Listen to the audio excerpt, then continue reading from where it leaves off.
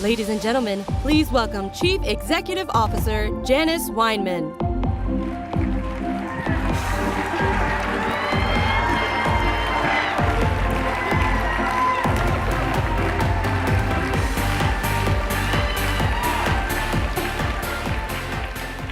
Somebody dared me, so I did it. Thank you. I had the privilege recently of representing Hadassah during Marcy's time in Israel at a truly moving and memorable moment. The conferring of the Congressional Gold Medal to Shimon Peres in the rotunda of the United States Capitol. To hear Hatikva bellowing through the halls of Congress and to observe the overwhelming and unanimous respect bestowed on the President of the State of Israel was as good as it gets.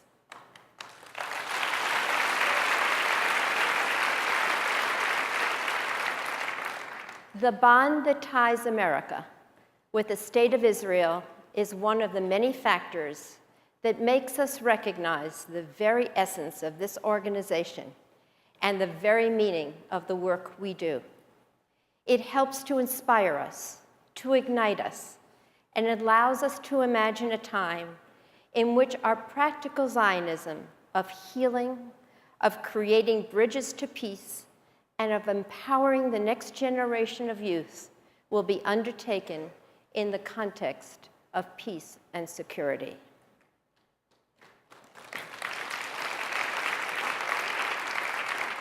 It is no wonder, then, that every Shabbat we recite Avinu b'Shamayim, Tzur Yisrael v'Goalo, Baruch et Medinat Yisrael. Heavenly Father, Israel's rock and redeemer, bless the state of Israel, the first flowering of our redemption. The bestowment of the award of Shimon Peres, however, elicited another reaction for me.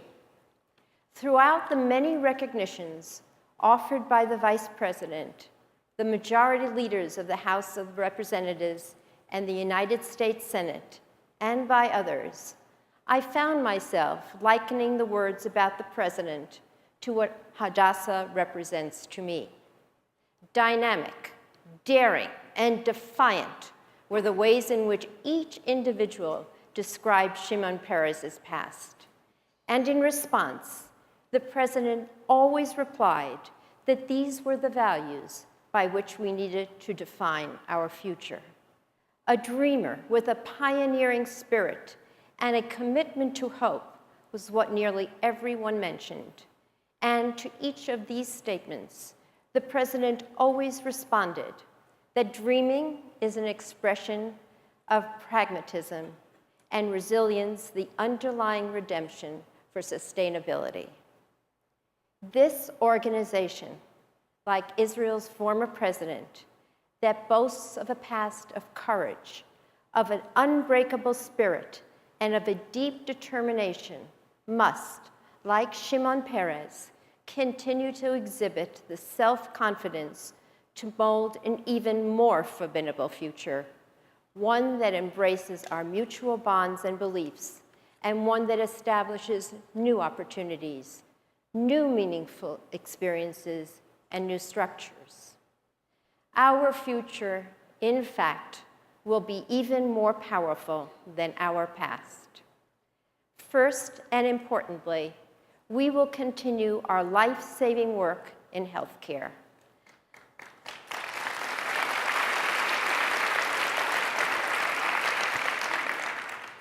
Hadassah practices trailblazing medicine, combining state-of-the-art medical and surgical care with top-level interdisciplinary research and development activity. Hadassah's physicians take their patients' problems into the laboratories, grapple with their challenges, consider possible solutions, and test hypotheses through the full range of clinical trials to enhance their diagnosis and treatment. On one of the most recent trips that we took to Israel, I spent some time in the Hadassah Mother and Child Center. the range of diseases treated there, the levels of discovery explored there, and the meticulous care that was given there is hard to describe and even more difficult to replicate. What we have to be so grateful for is that we will be able to retain the ownership and therefore the capacity to perform these functions through a historic agreement reached by HMO, the Government of Israel, and HWZOA.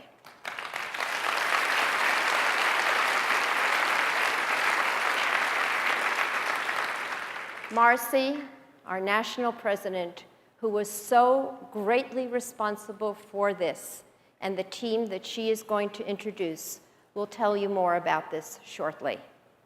However, let me simply point out that this agreement allows us to institutionalize the turnaround process, which can thrust HMO into a new level of care and breakthrough research.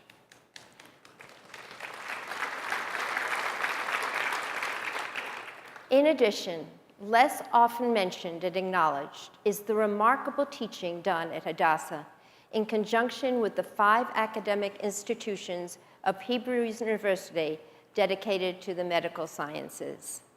When we imagine contributing to a flourishing nation, to the well-being of its citizens, and to the next generation of healers, how fortunate we are to be able to boast our outstanding record to prepare the doctors and nurses for Israel's future.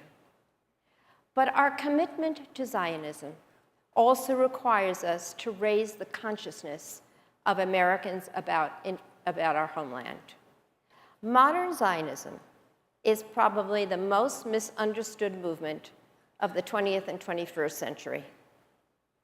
Rather than being defined only by its actions of self-defense, it must be comprehended as the embodiment of Jewish values, by the creation of life-sustaining sciences, and by the vibrancy of spirit that sustain the people of Israel and those of us here in the diaspora. From recent studies, whether they are our own, the Pew study, or the Kvela study for young Jewish couples, we learn that the attachment and the commitment to, as well as the identification with Israel, has dramatically weakened. Recognizing the indisputable need to have our children and their children understand and thereby continue the bond with Israel, we have launched an online series entitled Defining Zionism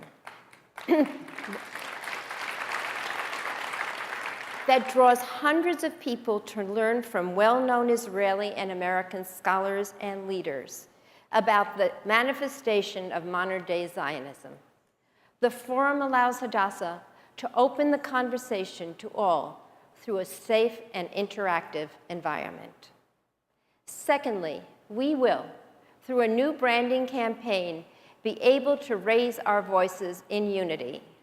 This campaign will allow us to communicate the same message, to represent ourselves in a consistent manner, and mobilize ourselves around 3 pillars that reflect our mission. First, creating change through advocacy. Second, building leaders and community. And third, advancing health and well-being. We will be able to translate our actions emanating from these pillars into words and images that capture our strength and stimulate others to join us. Through print, internet, intranet, and social media, we will be unified with better connectivity, accessibility, and simplicity. Third, our new advocacy campaign will allow us to be the drum majors for justice, building on Hadassah's groundbreaking advocacy work on issues ranging from stem cell to breast cancer research. We will now educate, engage, and empower our members and the broader community to speak out on gender disparity in medical research, preventative health care, affordable childcare, and human trafficking. Through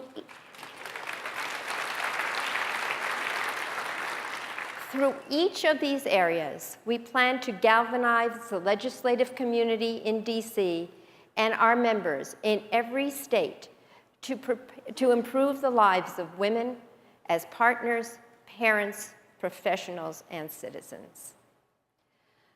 Accompanying our commitment to create a brighter future are our advancements to build a modern organization.